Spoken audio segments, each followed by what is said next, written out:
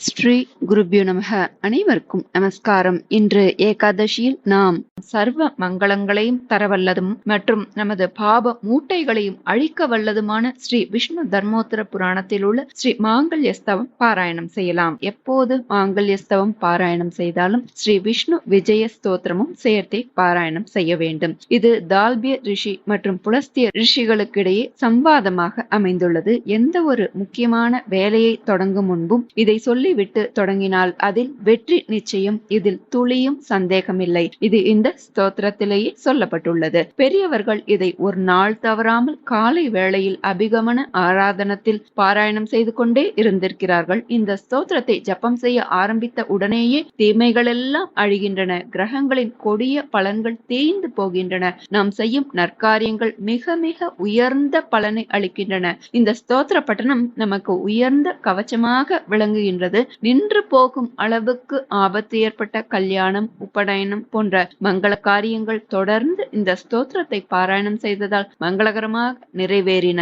இதை தாங்கள் இந்த ஸ்தோத்திரம் படிக்கும் போதே உணரலாம். இத்துடன் சேர்த்து ஸ்ரீ விஷ்ணு விஜய ஸ்தோத்திரம் சொல்லும் போது நடக்க முடியாத நல்ல காரியங்கள் நடக்கும். எதிலும் வெற்றி கிட்டும். அற்புதமான இந்த ஏகாதசி தினத்தில் இதை பாராயணம் செய்வதால் பல பல பிறவிகளில் ஈட்டிய பாப மூட்டைகள் அழியும். எல்லா காலத்திலும் எல்லா இடங்களிலும் எல்லா தொழில்களிலும் வெற்றியும் மங்களமும் உண்டாகும். இந்த துதியை எப்பொழுதும் படிப்பவர் படிப்பதை கேட்பதென்னும் விரதம் பூண்டவரது கெட்ட கனவுகள் அடங்கி பயனற்று போகும். துவங்கிய தொழில்கள் விரைவில் நற்பலன் அளிக்கும். தேவதேவனாகிய அந்த பரந்தாமன் நமது பாபங்களை எல்லாம் போக்கி விடுகிறான். கார்த்த வீரியார்ஜுனன் மூவுலகிலும் அதர்மத்தை தடுக்கவல்ல தர்ம சக்தியை பெற்றான். குபேரன் பணத்தின் அதிபனாகும் பதவியை பெற்றான். இந்திரன் மூவுலகில் உள்ள இன்பத்தையும் விதேக மன்னன் பரமபதத்தையும் இந்த ஸ்தோத்திரம் சொல்லி திருமாலை பூஜித்தே பெற்றனர். எல்லா பலனையும் அளிக்க வல்லவர் திருமால். அவரது அற்புதமான சக்தி மிக்க ஸ்தோத்திரம் இது.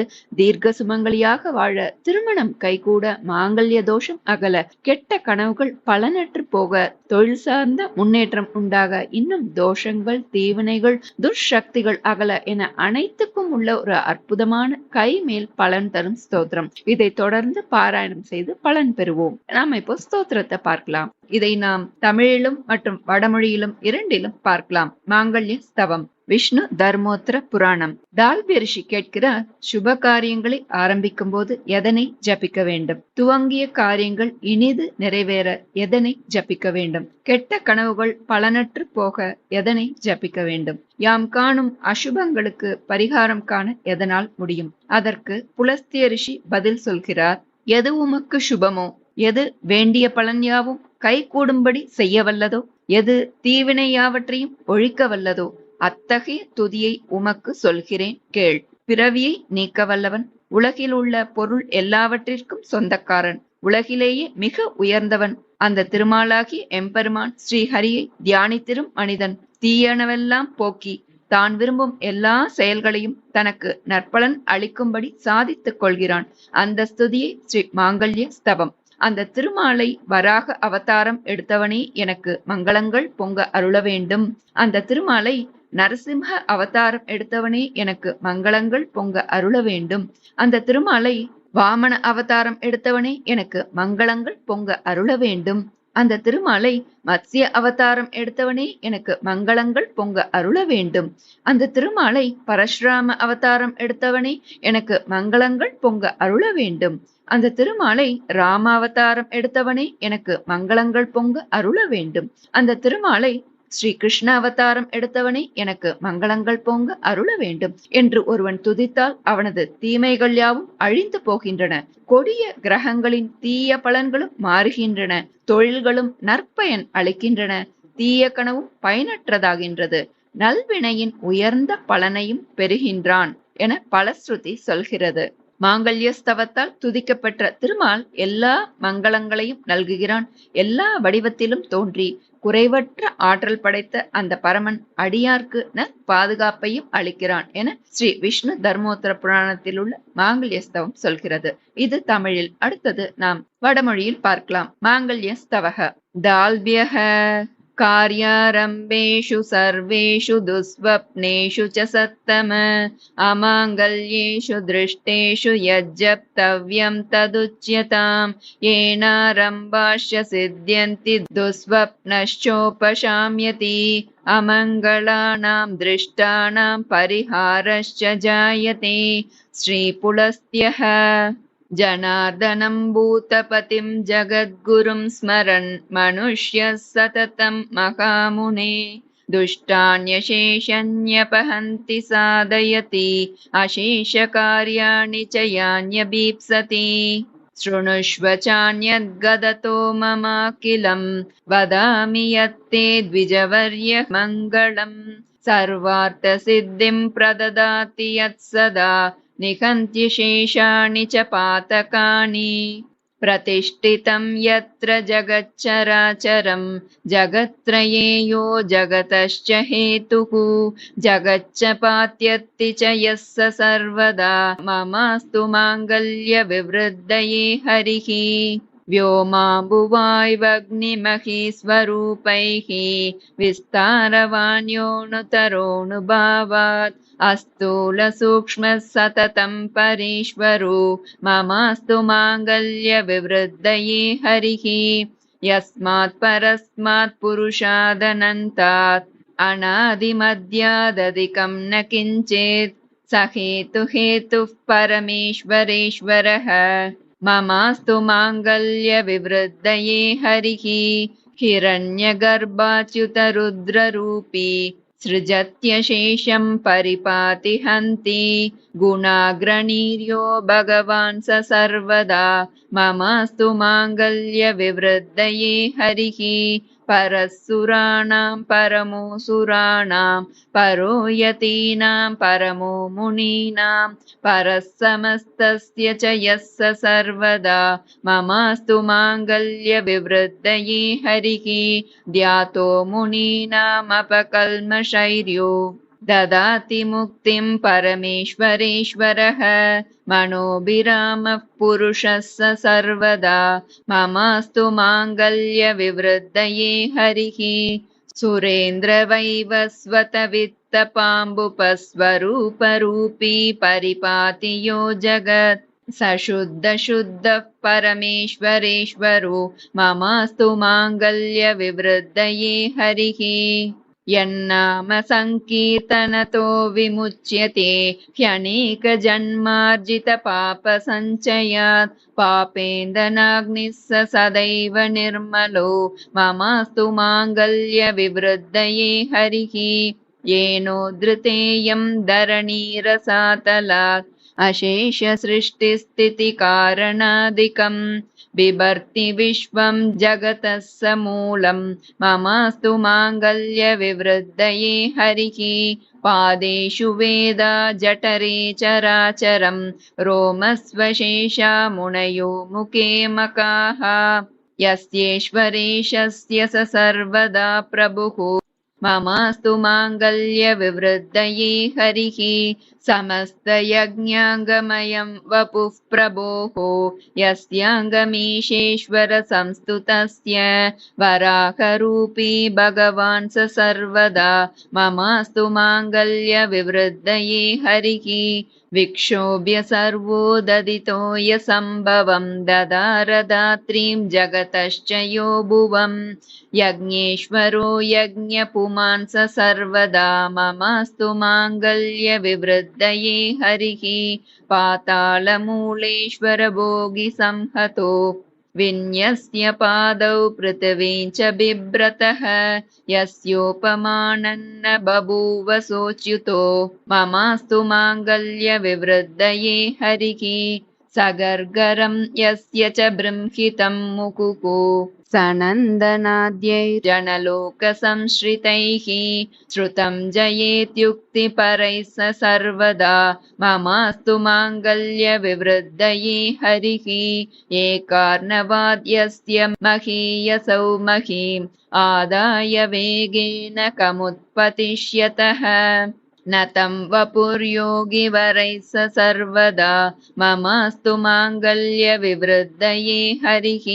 हतो हिरण्याक्षमहासुरः पुरा पुराणपुंसा परमेन येन वराहरूपस्य पतिः प्रजापतिः ममास्तु माङ्गल्यविवृद्धये हरिः दंष्ट्राकराळं सुरभीतिनाशकं कृतं वपुर्दिव्यनरसिंहरूपिणा त्रातुं जगत्येन स सर्वदा प्रभुः ममास्तु माङ्गल्यविवृद्धये हरिः दैत्येन्द्रवक्षस्थलदारदारुणैः करेरुकैर्यक्रकचाणुकारिभिः विच्छेदलोकस्य भयानि सोच्युतो ममास्तु माङ्गल्यविवृद्धये हरिः दन्तान्तदीप्तद्युतिनिर्मलानि यः चकार सर्वाणि दिशामुखानि निनादवित्रासितदानवो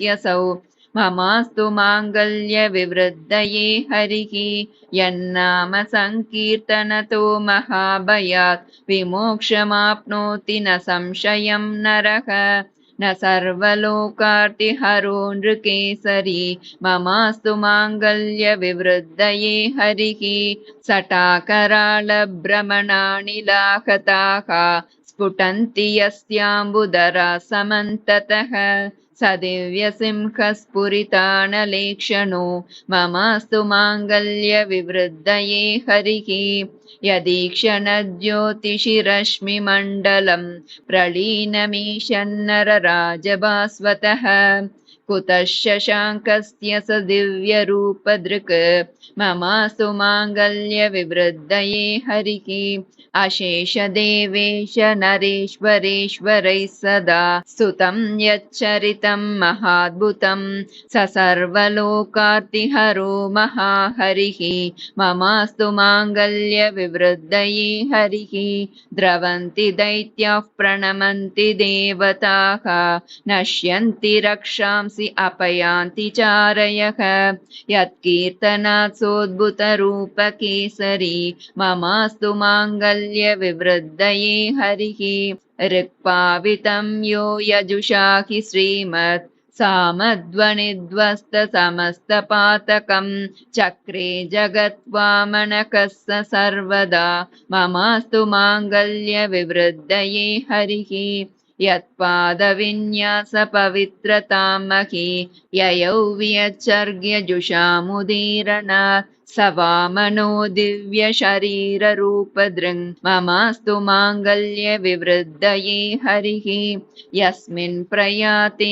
सुरभूभृतोद्वरात् ननामकेदादवनिः स सागरा स वामनः सर्वजगन्मयः सदा ममास्तु माङ्गल्यविवृद्धये हरिः महाद्भुते दैत्यपतेर्महाद्वरे यस्मिन् प्रविष्टे क्षुभितं महासुरैः स वामनोऽन्तस्थितसप्तलोकदृङ् ममास्तु माङ्गल्यविवृद्धये हरिः सङ्गैः सुराणां दिवि भूतलस्थितैः तथा मनुष्यैर्गगने च केचरैः स्तुतः क्रमाद्यः प्रच्चार सर्वदा ममास्तु माङ्गल्यविवृद्धये हरिः क्रान्त्वा दरित्रीं गगनं तथा दिवं मरुत्पतेर्यः प्रददौ त्रिविष्टपं स देवदेवो भुवनेश्वरेश्वरो ममास्तु माङ्गल्यविवृद्धये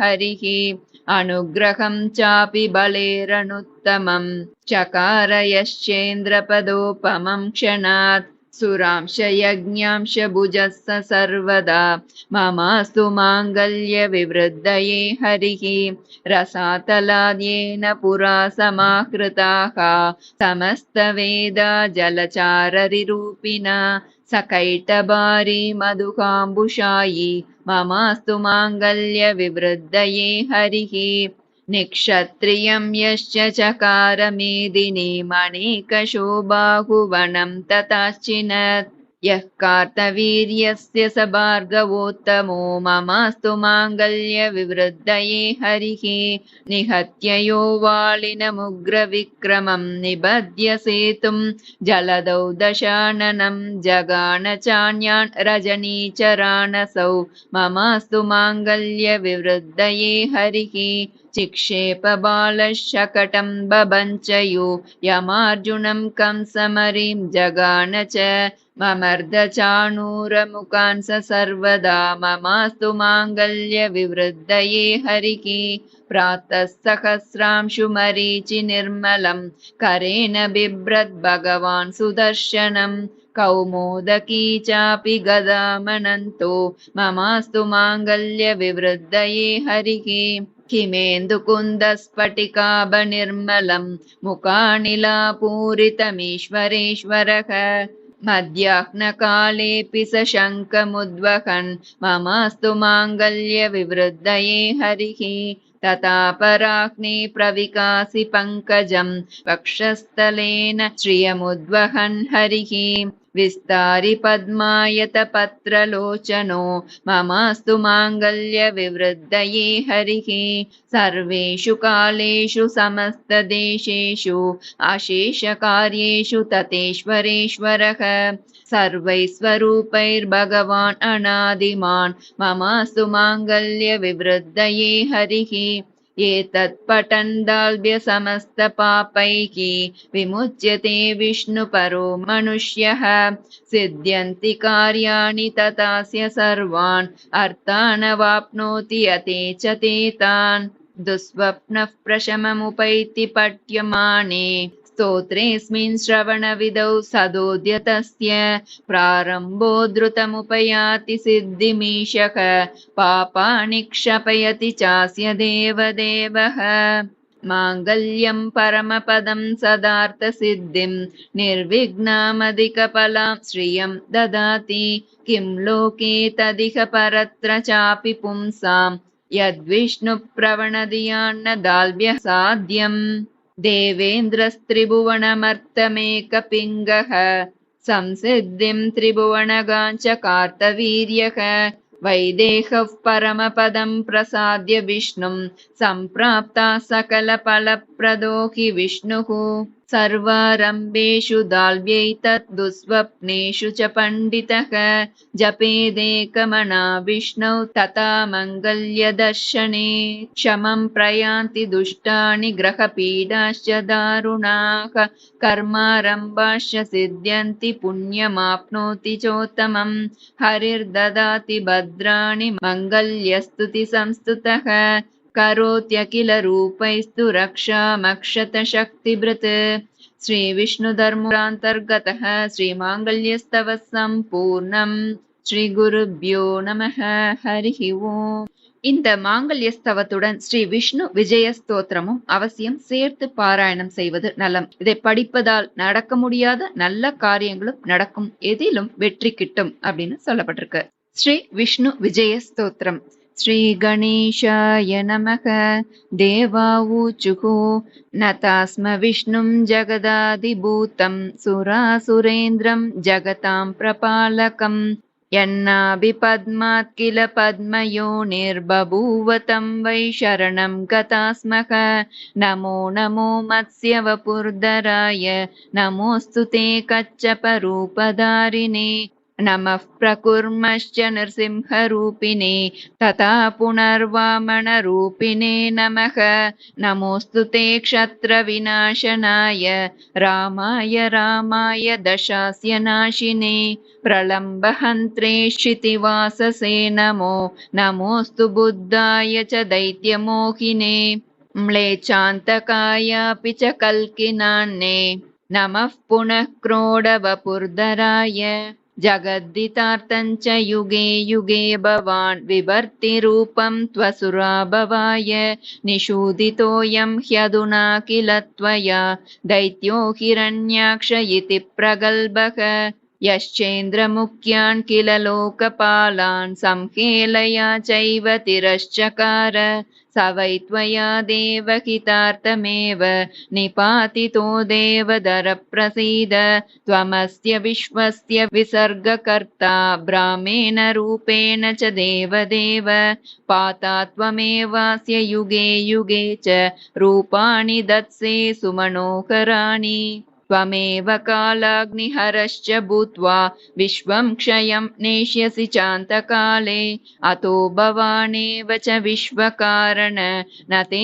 परं जीवमजीवमीश यत्किञ्च भूतं च भविष्यरूपं प्रवर्तमानं च तथैव रूपं सर्वं त्वमेवासि चराचराख्यं न भाति विश्वं त्वदृते च किञ्चित् अस्तीति नास्तीति च भेदनिष्ठं त्वय्येव भातं सदसत्स्वरूपं ततो भवन्तं कथमोऽपि देव न ज्ञातुमर्हत्य विपक्वबुद्धिः ऋते भवत्पादपरायणं जनं तेन गता स्म शरणं शरण्यं व्यास उवाच ततो विष्णुः प्रसन्नात्मा उवाच त्रिदिवौकसः तुष्टोऽस्मि देव भद्रं वो युष्मत्स्तोत्रेण साम्प्रतं य इदं प्रपठेत् भक्त्या विजयस्तोत्रमादरात् न तस्य दुर्लभं देवास्त्रिषु लोकेषु किञ्चन गवां शतसहस्रस्य सम्यक् दत्तस्य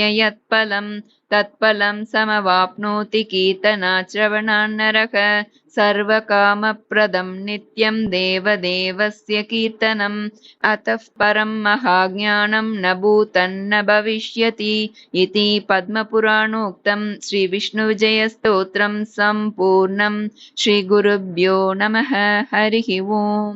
இது அதி அற்புதமானதொரு மிக மிக சக்தி வாய்ந்ததொரு ஸ்தோத்திரம். சர்வ பாபங்களையும் போக்கக்கூடியது, சகல சௌபாகியங்களையும் அளிக்கக்கூடியது. இந்த ஸ்தோத்திரத்தை ஜபம் செய்ய ஆரம்பித்த உடனேயே தீமைகள் எல்லாம் அழிகின்றன, கிரகங்களின் கொடிய பலன்கள் தீர்ந்து போகின்றன, நாம் செய்யும் நற்காரியங்கள் மிக உயர்ந்த பலனை அளிக்கின்றன. இந்த ஸ்தோத்திர பட்டணம் நமக்கு உயர்ந்த கவச்சமாக விளங்குகின்றது. பெரியவர்கள் இதை ஒரு நாள் தவறாமல் காலை வேளையில் அபிகமன ஆராதனத்தில் பாராயணம் செய்து கொண்டே இருந்திருக்கிறார்கள். நின்று போகும் அளவுக்கு ஆபத்து ஏற்பட்ட கல்யாணம், உபநயனம் போன்ற மங்கள காரியங்கள் தொடர்ந்து இந்த ஸ்தோத்திரத்தை பாராயணம் செய்ததால் மங்களகரமாக நிறைவேறின. இந்த சக்தி வாய்ந்ததொரு ஸ்தோத்திரத்தை அனைவரும் தினமுமே பாராயணம் செய்து பலன் பெறுவோம். நல்லதே நடக்கும். நமஸ்காரம்.